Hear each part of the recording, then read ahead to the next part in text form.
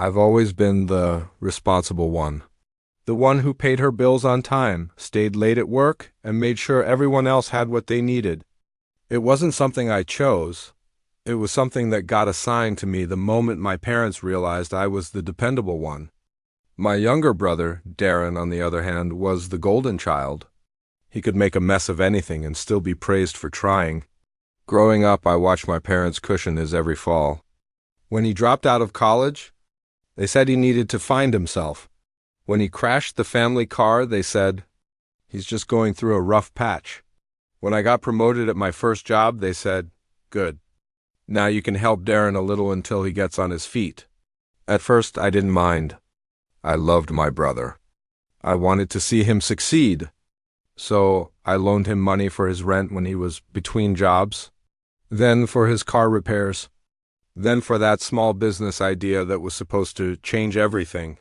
Each time he promised to pay me back. He never did. And each time my parents brushed it off. He'll come around eventually. He's just not as lucky as you. Lucky, that word became their favorite shield for every unreasonable expectation they had of me. You're lucky to have such a good job, they'd say when I complained about working late nights. You're lucky you don't have kids yet, they'd remind me whenever I hesitated to send money. To them, my success wasn't something I'd earned. It was a resource they could tap into whenever Darren stumbled. It wasn't just money. It was attention, time, and emotional labor. When he fought with his girlfriend, I was the one they called to talk sense into him. When he couldn't find a job, I was supposed to polish his resume and reach out to my contacts. It didn't matter that I was exhausted from my own life. My role in the family was to fix whatever Darren broke. I didn't realize how much resentment had built up inside me until one night I checked my bank account after transferring yet another temporary loan. My savings had barely grown despite all my hard work. I was living paycheck to paycheck, not because I couldn't manage money, but because I was silently funding someone else's irresponsibility. I remember staring at the numbers on the screen, my stomach sinking and thinking, how did I become the family's ATM? Still, guilt kept me tied. My mother's soft sighs over the phone. He just needs one more chance. Always hit the part of me that wanted to be good, kind, generous. My father's words, family helps family, carried the weight of duty I couldn't easily shake off, but lately, something in me had started to shift. Maybe it was the quiet loneliness of realizing no one ever asked how I was doing. Maybe it was the bitterness I felt each time they thanked me not with gratitude but with expectation. Or maybe it was the growing sense that if I didn't stop this pattern soon, I'd never truly live for myself. The final straw came one Sunday evening when I visited my parents. Darren was sprawled on the couch, scrolling through his phone, while my mother gushed about how he was planning a big birthday dinner for the whole family. She turned to me with a smile that felt rehearsed and said, "And of course, darling, you don't mind covering it, do you? You're the only one who can afford it." I felt the familiar burn of guilt, but this time it mixed with something stronger, anger. For the first time, I didn't immediately nod.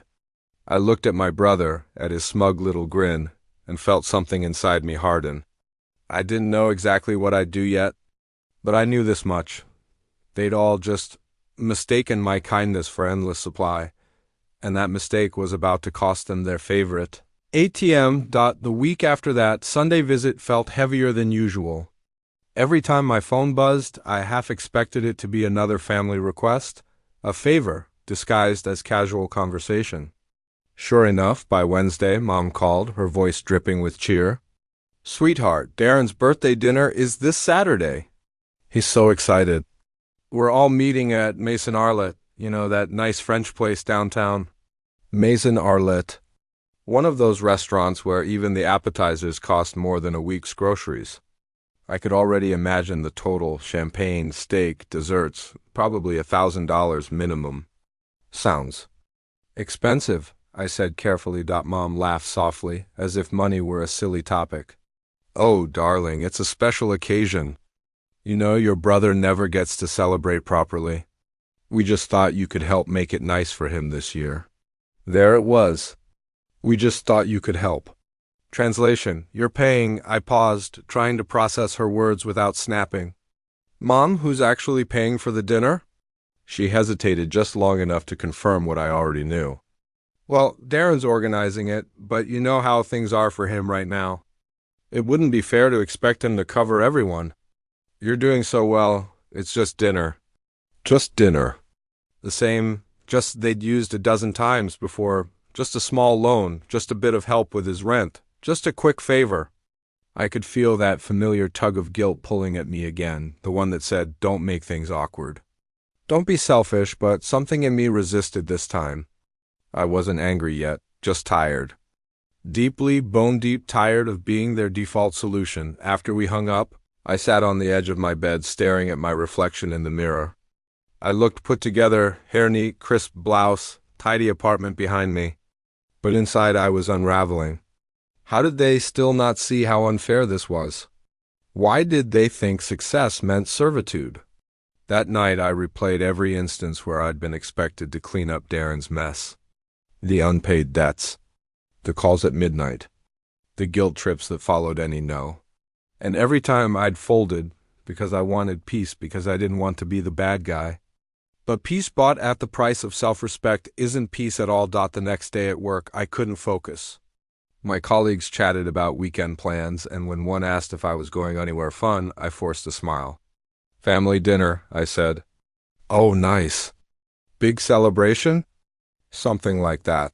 I muttered. They had no idea that my family dinner meant being cornered into spending a paycheck's worth of money on people who saw me as their walking credit card that night. I got a group text from Darren. Darren, hey everyone. Can't wait for Saturday. It's gonna be epic. Don't worry about anything. I got it all set up. He didn't mention money, but I could read between the lines. Of course he wasn't worried. He thought I'd handle it. My phone buzzed again. Mom had texted separately. Wear something nice, honey. You always look so elegant. Oh, and maybe bring your card just in case. Darren's been so stressed lately. That was it. The last little push. For the first time, I didn't feel guilty. I felt insulted. My success wasn't their safety net. My paycheck wasn't their privilege. I'd spent years earning every cent, every promotion, and now they treated me like a bottomless well. So I made a quiet decision right then. I'd go to the dinner. I'd smile. I'd let them assume whatever they wanted. But when the bill came, I wasn't going to reach for it. They were about to learn that the family ATM had officially closed for business. Saturday evening arrived draped in the kind of elegance that made ordinary people whisper their orders. Maison Arlette glowed from within, its golden light spilling across polished windows and cobblestone streets. I stood outside for a moment, taking a slow breath before stepping in calm on the surface. Storm beneath. Inside, the atmosphere hummed with low jazz, clinking glasses, and murmured laughter. And there, at a long table in the center of the room, sat my family, my parents, a few cousins, and Darren, grinning ear to ear like the guest of honor at a royal banquet. There she is. Darren shouted, waving me over. Our star. The table turned, smiling expectantly, and I instantly knew they thought I was paying. You could see it in their ease, in how no one flinched when the waiter poured another round of champagne, or how Darren had ordered appetizers for everyone before I'd even arrived. I slid into my seat beside my mother, forcing a polite smile. You look lovely, darling, she said. I told Darren not to go too crazy, but you know him. I wanted to laugh. Crazy was an understatement. There were truffle risottos, seafood platters, even a tower of oysters in the center of the table. Each dish screamed unaffordable indulgence. So, I said, glancing at Darren, this is quite the celebration. He leaned back smugly, sipping his drink. Hey, it's not every day I turn 30, right? I figured it's about time I treat the family. You guys deserve it. I raised an eyebrow. Treat the family? Well, you know what I mean, he said, shrugging with that boyish grin he always used to wriggle out of accountability. Everyone laughed, thinking it was all in good fun. But the joke was wearing thin. Every compliment about how successful I was felt like another needle. Lena, you're so lucky, my aunt said, sipping her wine. Not everyone gets to live comfortably in this economy. Yes, she really takes care of all of us, my mother added proudly. As if that was my life's achievement, I looked down at my plate, silently chewing my food, the taste turning bitter. Nobody asked how hard I worked or what it took to get there, just that I had, therefore I should share. And by share, they meant fun. Then, midway through the evening, Darren stood up, clinking his glass. I want to make a quick toast, he said, beaming. To family. Especially to my sister, Lena, the rock, the provider, the one who makes things happen. Seriously, she's the best ATM I could ask for. A table erupted in laughter. My parents chuckled. Even my cousins snorted. I froze. The word ATM hit like a slap across the face. An ATM. That's what I was to them. A convenient machine that never said no. I tried to steady my breath. My palms felt clammy, my pulse thudding in my ears. Darren noticed nothing, already sitting back down, taking another swig of wine. Something in me snapped quietly. Not loud, not dramatic, just a slow, cold certainty. This was it. I wasn't angry anymore. I was done. I sat through the rest of the meal in silence, smiling when appropriate, nodding when spoken to. Inside, I was rehearsing the only words that would matter. When dessert arrived, molten chocolate cake and coffee, the waiter discreetly placed the bill at the edge of the table. It was thick, folded neatly inside a leather cover. Everyone turned, not subtly, not even trying to hide it, and looked at me. I stared back, calm, steady. Then I pushed the bill gently toward Darren. You invited everyone, I said. You pay for it. The laughter died instantly. My mother blinked. My father frowned. Darren's grin faltered. Wait, what? He said, half laughing. You're kidding, right? No, I said evenly. You said you were treating the family? So here's your chance to follow through. For the first time, he looked small, uncertain. My parents started to speak, but I was already reaching for my purse. I pulled out a few bills and set them on the table. That's for my meal, I said. And that's all you'll get from me tonight. Then I stood, smoothed my dress, and walked out, leaving them to stare at each other in silence. Their laughter finally gone. The cool night air outside Maison Arlet hit me like a wave of freedom. I could still hear faint chatter and clinking glasses from inside, but I didn't look back. My heels clicked against the sidewalk as I walked to my car, my heart beat loud in my chest, not from fear, but from release. For once I hadn't folded. For once I hadn't paid. I sat behind the wheel, hands trembling slightly, half expecting my phone to buzz, and it didn't disappoint. By the time I reached home, I had 5 missed calls from Mom, 3 from Darren, and 1 text from Dad that simply read, Dad, this was humiliating. We'll talk tomorrow. Humiliating. Not for what they'd done to me, but because I'd finally refused to play my part. I changed out of my dress, made tea and sat in silence, letting the quiet wrap around me. It felt strange, like the world had tilted slightly. For the first time in years I had drawn a clear line, and I knew they wouldn't like it. But the peace I felt in that moment was worth every bit of fallout that was coming. The next morning, my phone started buzzing again before I'd even finished my coffee. This time I answered. Lena, Mom began, her voice sharp and wounded. What on earth was that last night? You embarrassed your brother in front of everyone? I took a slow breath. Mom, I didn't embarrass anyone. I just refused to pay for something that wasn't mine. But you know Darren can't afford that kind of dinner, she said, voice rising. You could have handled it quietly instead of making a scene. I didn't make a scene, I replied evenly. I left. There was a pause, the kind that only comes when someone realizes you're not backing down. Then came the sigh. You've changed, Lena. You used to be so kind. So generous. I'm still kind, I said softly. I'm just done being used. Used? She snapped. He's your brother. Exactly, I said. He's my brother, not my dependent. Another pause. Then the guilt trip she always fell back on. You think money makes you better than us now, don't you? That stung, not because it was true, but because it was the only weapon they had left. No, Mom, I said quietly. Money doesn't make me better, but it also doesn't make me their bank. She didn't respond. I could hear her breathing on the other end. That sharp exhale that meant she was angry but couldn't find words strong enough to win. Finally, she muttered, "Your father will call you," and hung up. Dad did call later. Calmer, colder. "Your mother's upset," he began. "You know how she gets. But still, you could have handled it differently." "How, Dad?" "By paying again? Pretending it's fine? That's what you wanted, right?" He hesitated, then sighed.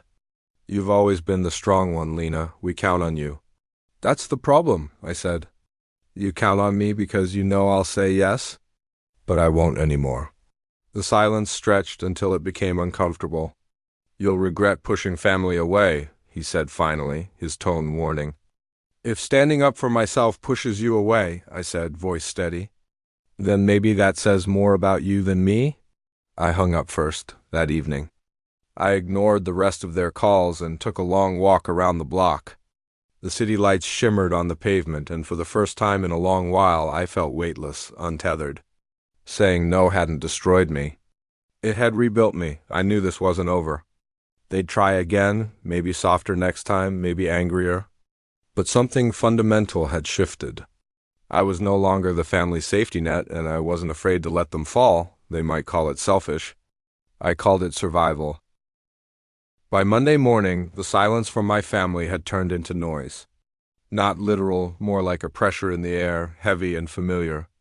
The kind that comes right before another round of guilt. I found out through a cousin's text that the dinner had ended in chaos after I left. The waiter had refused to let anyone leave until the bill was settled. Darren's card had been declined, twice. My father eventually used his own, grumbling the entire time, while my mother cried about how Lena ruined the night. When I read that message, a part of me winced, not out of guilt, but from sheer exhaustion. The other part of me? It felt vindicated. Because for once, they had to face the fallout without me there to fix it. Still, I wasn't naive. I knew this wasn't the end of it. And I was right. That evening, my phone lit up with Darren's name. I hesitated before answering, but curiosity won. "Finally," he said, voice sharp. "Do you know what you did to me?" "You mean when I didn't pay for your dinner?" "It was my birthday, Lena. You humiliated me." Everyone was watching. Do you have any idea how that looked? "It looked," I said slowly, "like a grown man being asked to handle his own tab." He scoffed. "You think you're so perfect because you've got your fancy job and your apartment? You're still selfish. You could have easily paid." "Exactly," I said. "I could have, but I didn't, and that's the point." There was a long pause, then his voice cracked into something less angry, more defensive. "You're supposed to have my back. You're my sister. And you're supposed to have some self-respect," I replied. He hung up after that, and I sat staring at the dark screen of my phone, my heart pounding. The conversation had felt like peeling off an old scab. It stung. But underneath was something healing. The next day, Mom showed up at my apartment unannounced. She'd never done that before. She looked tired, hair slightly frizzy, eyes puffy from crying or lack of sleep. She stood in my doorway, clutching her purse like a weapon. "Can we talk?" she asked softly. I nodded, motioning her inside. She didn't waste time. "Your brother's in a mess because of you," she began. "The restaurant charged him for the full bill. He had to borrow money from your father to cover it." "He borrowed," I repeated. "Good, maybe he'll finally understand what that feels like." She flinched, as if my words were too sharp to handle. "Lena, he's not like you," she said. "He's always struggled. You know that." "Yes," I said, "and you've always protected him from the consequences. That's why he never grows." Her expression hardened. "You think you're better than your family now?" "No, Mom, I just think I deserve boundaries." She sighed, shaking her head. "You've become cold. Money's changed you."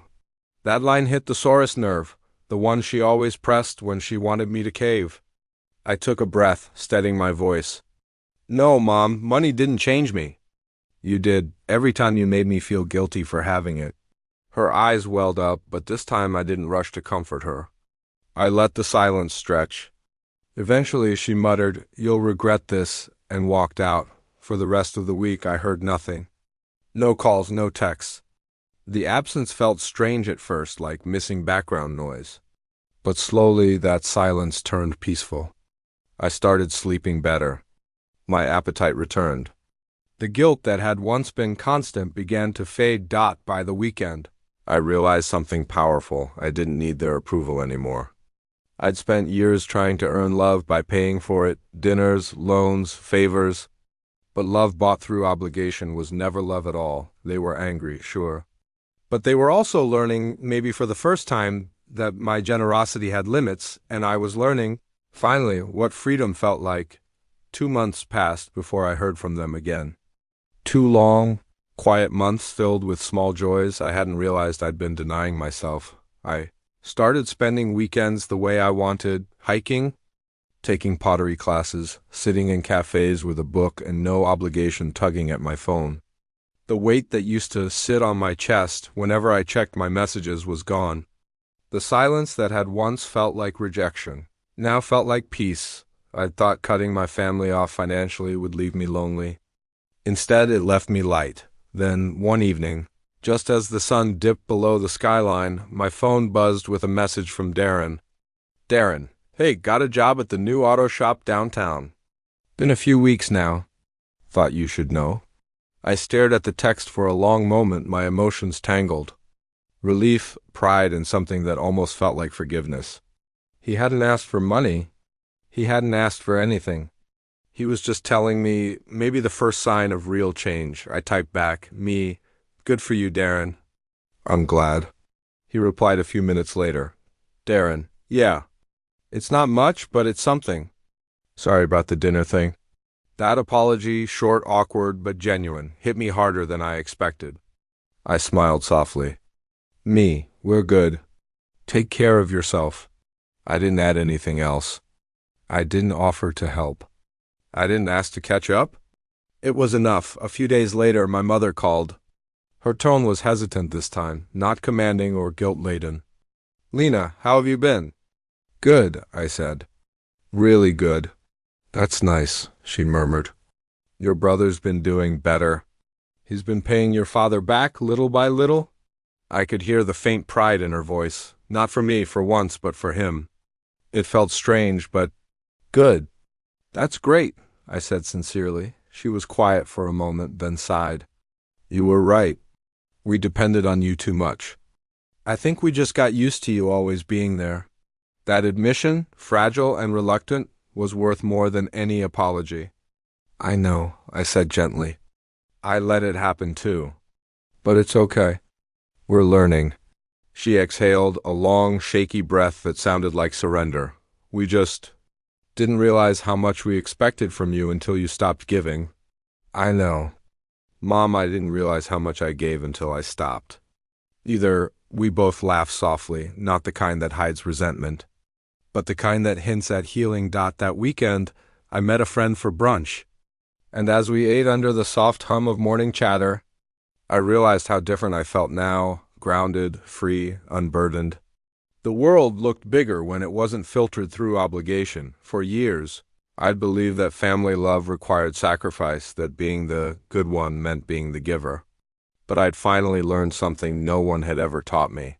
Love without respect isn't kindness, it's servitude. When I got home that evening, I opened my financial app. For the first time in years, the numbers brought a sense of calm instead of resentment. The savings account was growing. The emergency fund was healthy. My life, my effort, was finally mine to enjoy. I poured a glass of wine, sat by the window, and watched the city lights blink awake in the distance. I thought about the girl I used to be, the one who couldn't say no, who thought helping meant draining herself dry. I felt proud of her too, because she'd learned as the night deepened. I whispered to myself, not as a vow, but as a truth finally understood. I don't owe anyone for becoming who I am. And in that quiet moment, surrounded by peace I'd earned the hard way, I knew I wasn't the family ATM anymore. I was free.